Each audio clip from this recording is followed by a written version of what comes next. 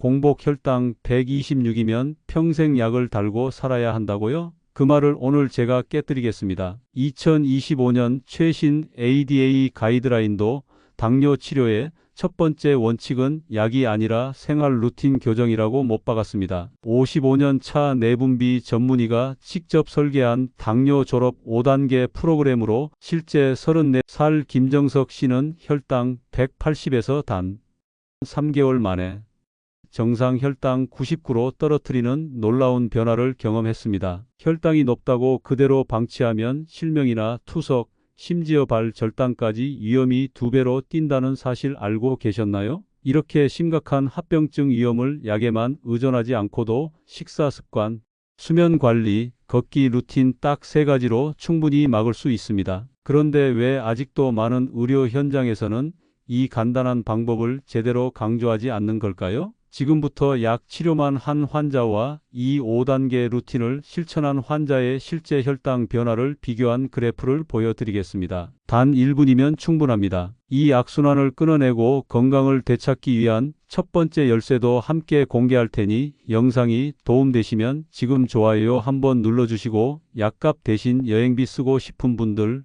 바로 시작합니다. 혹시 지금 혈당 좀 높은 건데 뭐 별일 있겠어? 하고 가볍게 생각하고 계신가요? 그렇다면 잠깐만 멈추고 이 이야기부터 꼭 들어보세요. 당뇨가 방치됐을 때 가장 먼저 잃게 되는 건 바로 내 몸의 느낌입니다. 혈당이 높으면 발바닥의 감각부터 무뎌지기 시작해서 작은 상처도 알아채지 못하죠. 그렇게 놓친 작은 상처 하나가 커지고 균이 뼛속까지 깊숙이 들어가면 결국 발가락 하나를 잃거나 심지어 발목까지 절단하게 될 수 있습니다. 신장으로 가는 혈관에 문제가 생기면 피가 제대로 걸러지지 않아 투석실에서 일주일에 3번, 매번 4시간씩 몸을 묶어 놓아야 하고 망막 혈관이 조금씩 터지면서 내 아이 얼굴이 점점 흐릿해지다가 어느 날 갑자기 완전히 안 보일 수도 있습니다. 실제로 대한당뇨학회에 따르면 혈당 관리를 제대로 못하고 10년 이상 방치한 환자 3명 중 1명은 이런 무서운 합병증을 겪는다고 합니다. 정말 두려운 이야기죠? 그런데 놀랍게도 이 모든 위험은 혈당을 안정권에만 유지해도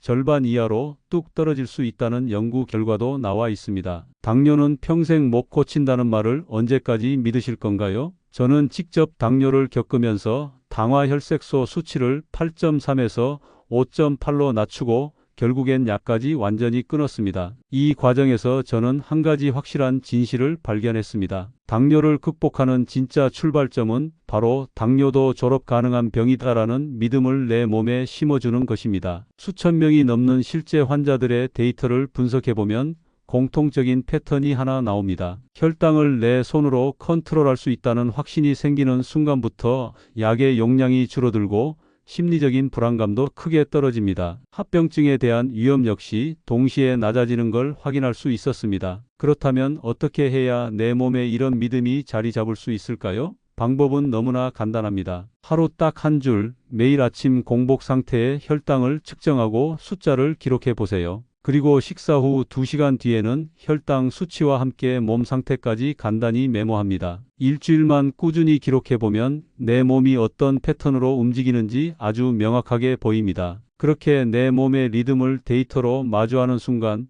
나도 충분히 할 수 있다는 자신감이 자연스럽게 생겨납니다. 의사 처방이나 약에만 의존하지 마시고 이제 데이터로 내 몸을 읽어보세요. 그게 바로 당뇨를 졸업하는 진짜 첫걸음입니다. 당화혈색소 수치가 6%대로 나오면 흔히들 이 정도면 안전하겠지 하고 안심하기 쉽습니다. 하지만 실제로 그 수치 안에도 우리가 간과하기 쉬운 숨겨진 위험이 존재합니다. 먼저 반드시 확인해야 할 것이 바로 인슐린 저항성 검사입니다. 이 검사를 통해 내 몸의 세포들이 인슐린에 얼마나 제대로 반응하고 있는지 점검해야 합니다. 저항성이 높다면 이미 내 췌장은 그동안 과도하게 많은 양의 인슐린을 쥐어짜듯 분비하느라 지친 상태일 가능성이 큽니다. 두 번째로는 췌장의 인슐린 분비능이 얼마나 유지되고 있는지 인슐린 분비능 검사를 통해 확인해야 합니다. 지금 당장 혈당 수치가 좋아 보여도 만약 췌장의 인슐린 생산 능력이 떨어지기 시작했다면 언제든 혈당 조절이 급격히 무너질 수 있기 때문입니다. 마지막으로 절대 빼놓으면 안 되는 것이 바로 모세혈관 상태 검사입니다. 이 검사를 통해 눈의 망막이나 신장,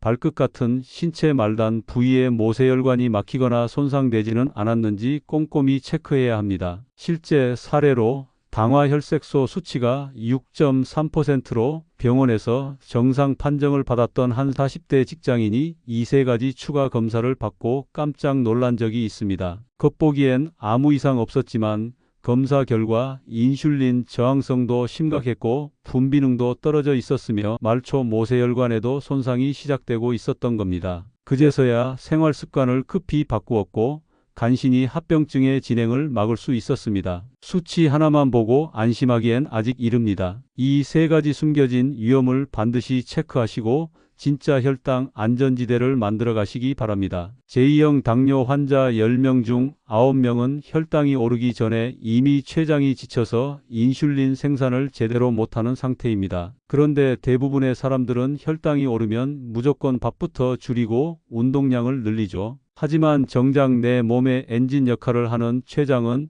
이제 그만 좀 쉬자는 신호를 보내지도 못하고 그렇게 더 지쳐가는 겁니다. 지금부터 췌장을 다시 살아나게 할 수 있는 세 가지 실천법을 소개합니다. 첫 번째, 췌장 휴식을 위한 저녁 공복 4시간입니다. 저녁 7시 이후에는 물 이외의 음식은 모두 멈추고 잠들기 전까지는 최대한 소화를 끝내야 합니다. 이렇게 저녁 공복 4시간에 야간 정비 시간을 꾸준히 가지면 단 2주 만에 인슐린 분비 지표 C- 펩타이드가 평균 15% 이상 회복됐다는 연구 결과도 있습니다. 두 번째는 소천황 3원칙 식단을 지키는 겁니다. 췌장을 도와줄 음식은 소화가 쉽고 혈당이 천천히 오르고 항산화 성분이 풍부한 음식들입니다. 예를 들면 단백질은 두부, 계란 1개, 흰살 생선 100g 정도가 좋고 탄수화물은 현미밥 반 공기에 미역이나 케일처럼 섬유질이 많은 채소를 듬뿍 곁들이면 좋습니다. 과일은 체리 7알이나 블루베리 한 줌 정도로 간단히 드시면 딱 좋습니다. 세 번째는 간단하지만 정말 중요한 식후 10분 걷기입니다. 식사 후 바로 앉거나 눕게 되면 혈당이 빠르게 치솟는데요.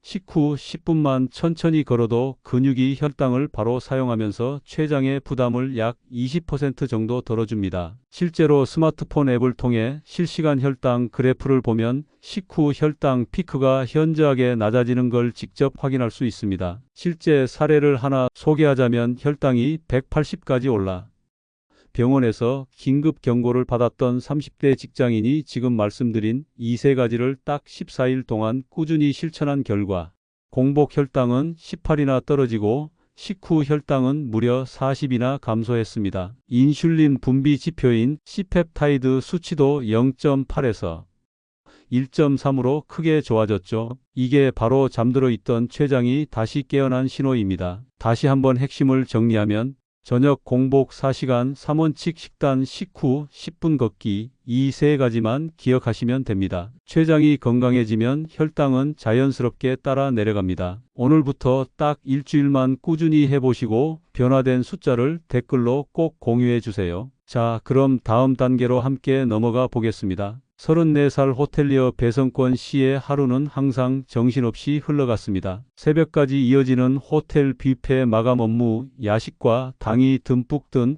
에너지 드링크로 피로를 견디며 버티는 고된 교대 근무가 일상이었죠. 그러던 어느 날 그는 가만히 서 있기만 해도 세상이 어지럽게 흔들리면서 결국 응급실에 실려가게 됐습니다. 병원에서 본 혈당계 화면에 찍힌 숫자는 무려 580mg. 의사는 지금 당장 쓰러져도 이상할 게 전혀 없는 상태라며 긴급히 인슐린 주사를 연결했습니다. 그는 그 순간 당뇨는 이제 평생 끌고 가야 하는 병이라는 무거운 현실 앞에 절망과 두려움을 느꼈다고 합니다. 하지만 입원한 지 일주일 만에 그는 이대로 포기할 수 없다는 생각으로 생활 습관을 하나씩 바꿔 나가기 시작했습니다. 가장 먼저 실천한 것은 하루의 식사와 수면 시간을 완벽히 고정하는 것이었습니다. 아침 8시, 점심 1시, 저녁 7시로 정확히 시간을 맞추고 야식과 당분이 든 음료는 완전히 끊었습니다. 대신 물과 허브티로만 공복과 갈증을 달랬죠.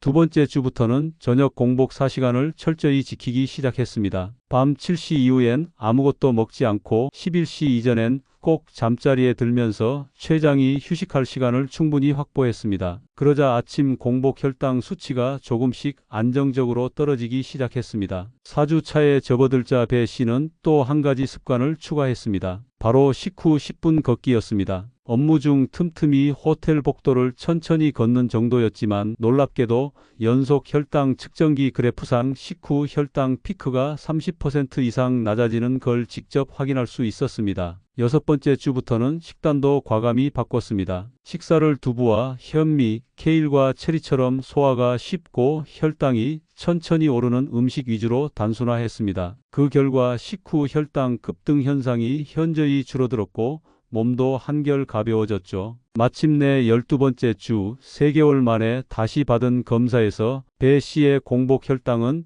180에서 110mg으로 극적으로 떨어졌습니다. 당화 혈색소는 11.2%에서 정상권인 6.1%까지 회복됐고 C-펩타이드 수치도 0.8에서 1.3 크게 향상되었습니다.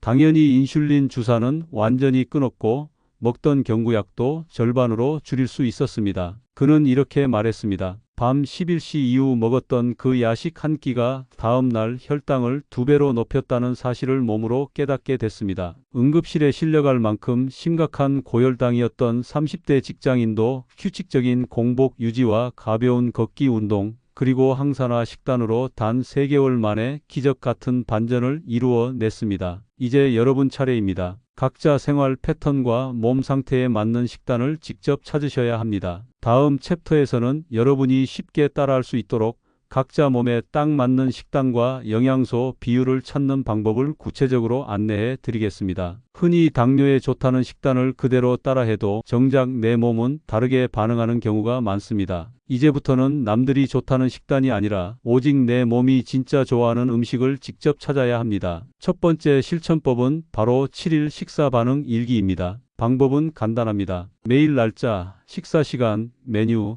식후 2시간 뒤 혈당 수치와 함께 내 몸의 느낌, 졸림, 포만감, 속이 더부룩한지 등을 메모해 보는 겁니다. 중요한 건 음식을 먹은 후에 기록하는 것이 아니라 먹기 전에 미리 기록하는 습관입니다. 이렇게 하면 자연스럽게 어제 잡곡밥에 나물 먹었을 때 혈당이 180이었지?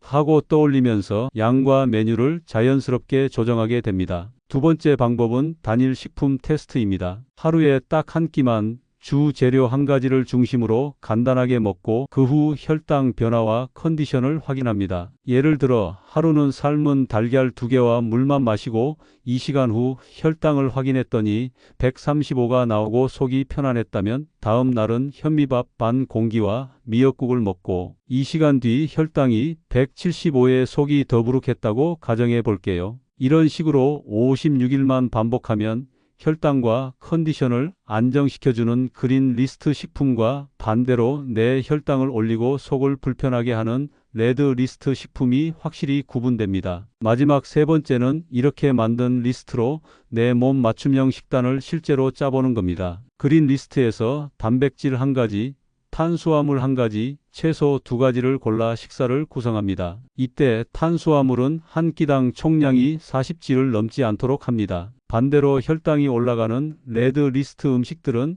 아예 먹지 않을 수는 없으니까 일주일에 딱 하루 치팅데이를 정해 소량만 허용합니다. 실제 사례를 하나 소개하겠습니다. 68세 박서호 씨는 현미밥과 채식 위주 식단을 3년 넘게 꾸준히 유지했는데도 불구하고 당화 혈색소는 계속 7%대에서 떨어지지 않았습니다. 그런데 본인의 몸에 맞는 음식을 찾아 테스트해 본 결과 오히려 점심에 돼지고기 안심 80g를 추가하고 나물 양을 절반으로 줄였더니 한 달 만에 당화 혈색소가 7.0%에서 6.4%로 떨어지는 놀라운 변화를 경험했습니다. 네 번째 단계는 생활 리듬 리셋입니다. 첫 번째, 저녁 6시 이후엔 물이나 허브티만 드시고 췌장에 휴식을 주세요. 이렇게 저녁 공복 4시간만 지켜도 아침 공복 혈당이 일주일 만에 1015 정도 떨어집니다. 두 번째, 식사 후 10분 정도 천천히 걸어보세요. 근육이 혈당을 즉시 사용하면서 식후 혈당 피크를 약 30%까지 눌러줍니다. 걷기 힘들면 벽에 기대 스쿼트를 5번만 해도 효과를 볼 수 있습니다. 마지막 세 번째는 수면 루틴입니다. 밤 9시엔 불빛을 절반으로 낮추고 스마트폰을 멀리 치웁니다. 9시 반에는 따뜻한 물로 족욕을 하거나 체리 5알 정도 먹으면 숙면 호르몬 멜라토닌이 생깁니다. 꼭 밤 10시 이전엔 잠자리에 드세요. 10시에서 새벽 2시 사이가 혈당과 호르몬이 회복되는 골든타임입니다. 다섯 번째 단계는 기억이 아니라 기록으로 혈당을 관리하는 습관입니다. 우리는 보통 아침에 확인한 숫자조차 저녁이 되면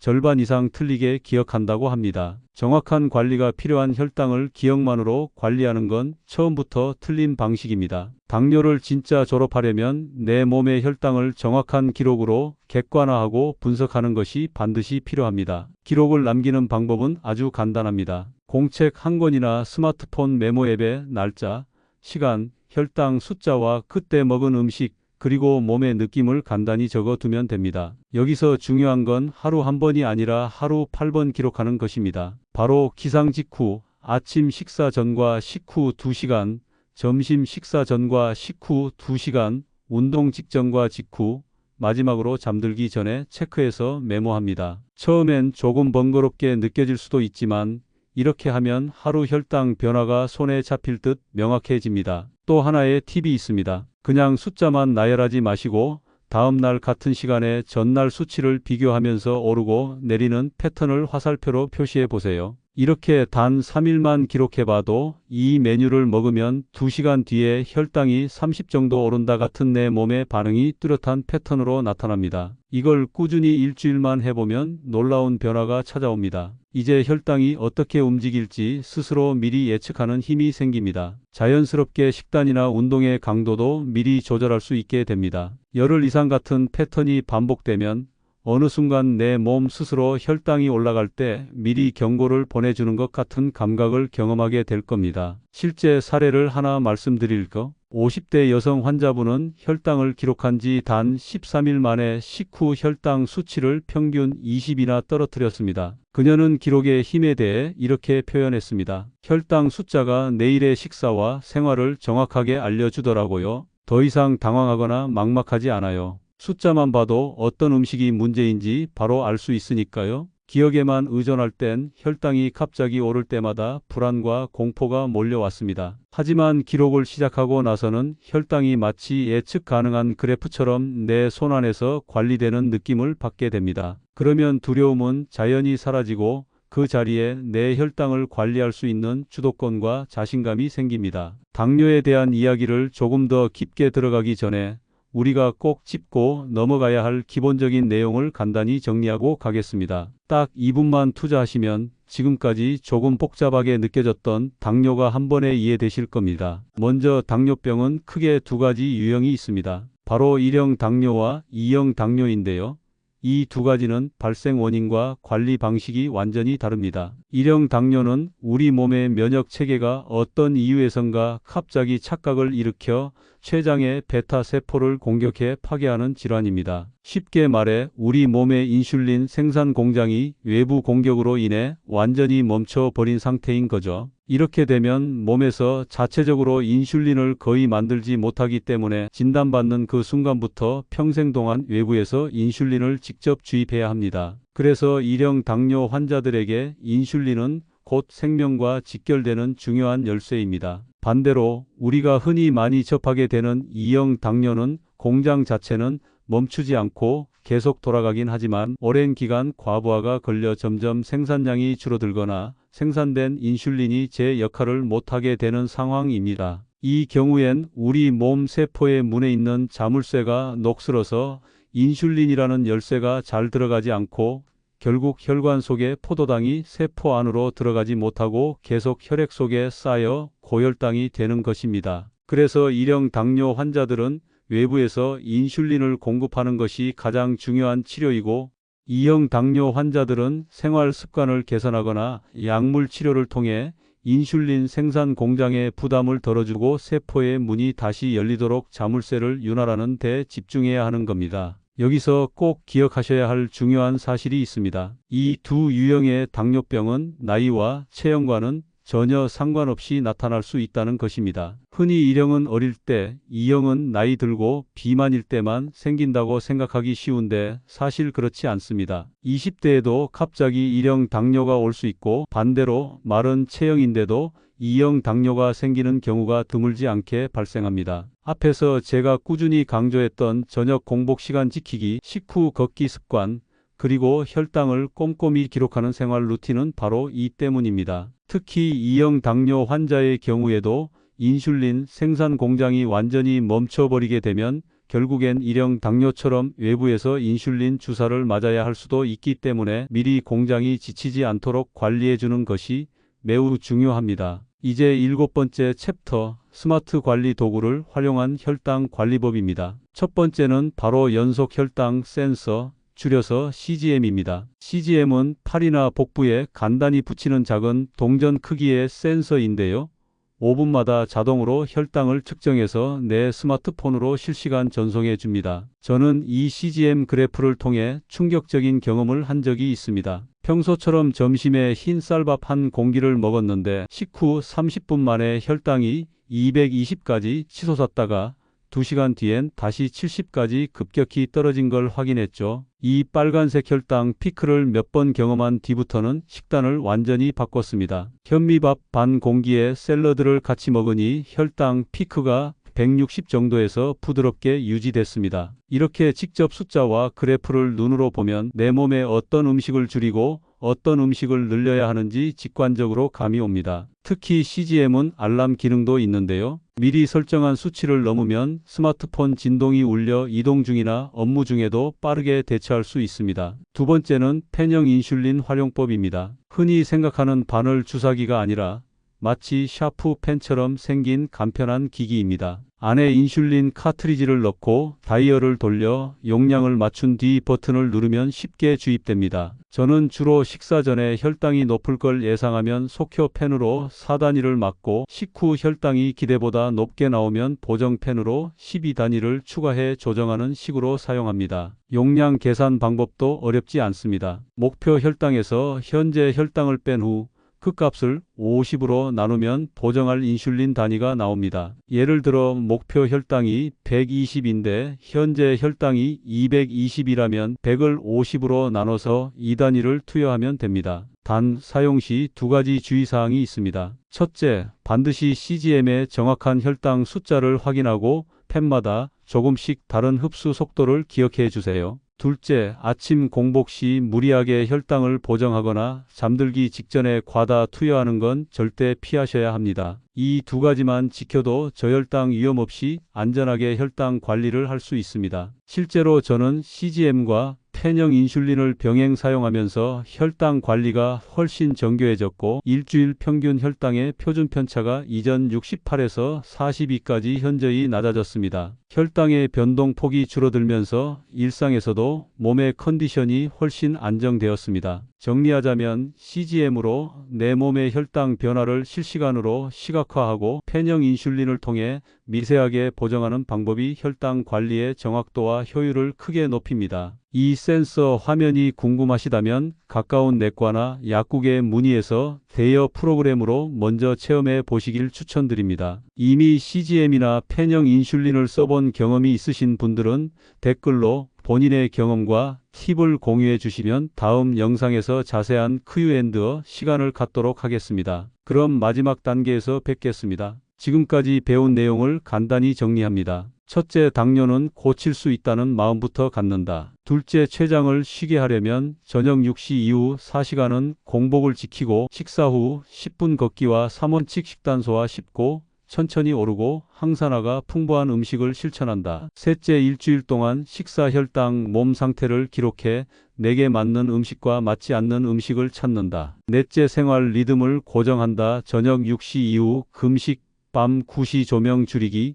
밤 10시 취침. 다섯째, 혈당과 생활을 꾸준히 기록해 패턴을 읽는다. 붙이는 혈당 센서를 쓰면 그래프가 보여 더 쉽고 필요하면 펜형 인슐린으로 미세 조정한다. 이 5가지 중 하나만 골라 이번 주에 직접 해보세요. 식후 10분 걷기나 야식 끊기처럼 간단한 것부터 시작해도 좋습니다. 변화를 느꼈다면 댓글에 숫자와 경험을 남겨주세요. 도움이 됐다면 좋아요와 구독, 알림 설정도 부탁드립니다.